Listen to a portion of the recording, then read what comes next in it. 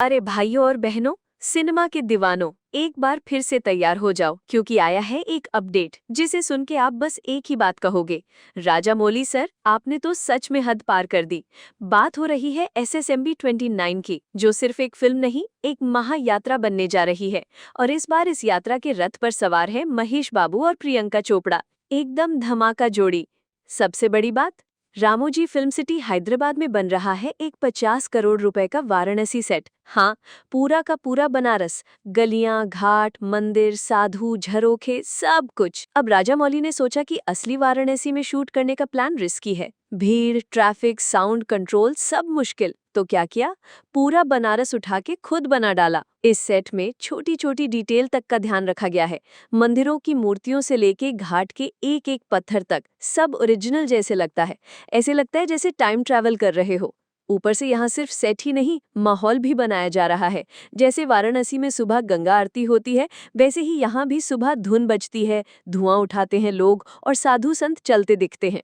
ये सब सिर्फ इसलिए क्योंकि फिल्म में महेश बाबू का किरदार एक स्पिरिचुअल मिशन पे है। जंगल से लेकर नगर तक का सफर।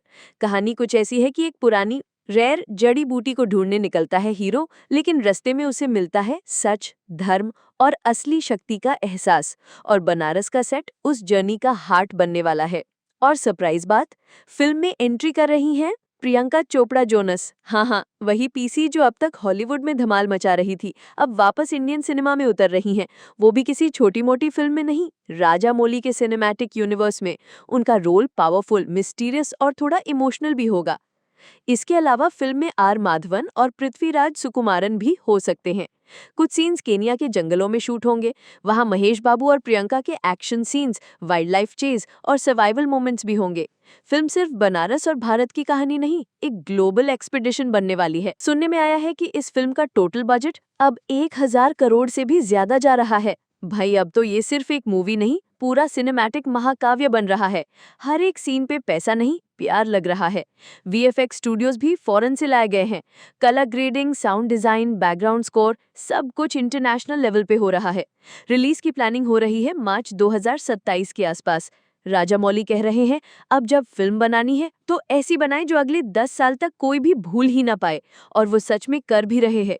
बाहुबली के बाद लोग सोच रहे थे कि अब क्या बचा, लेकिन भाई उन्होंने तो अब एक नया शिखर चुन लिया है और कह रहे हैं कि चलो दिखाते हैं कि असली सिनेमा क्या होता है। तो दोस्तों, ये थी आज की फिल्म दुनिया की सबसे बड़ी, सबसे बोल्ड और सबसे बढ़िया अपडेट।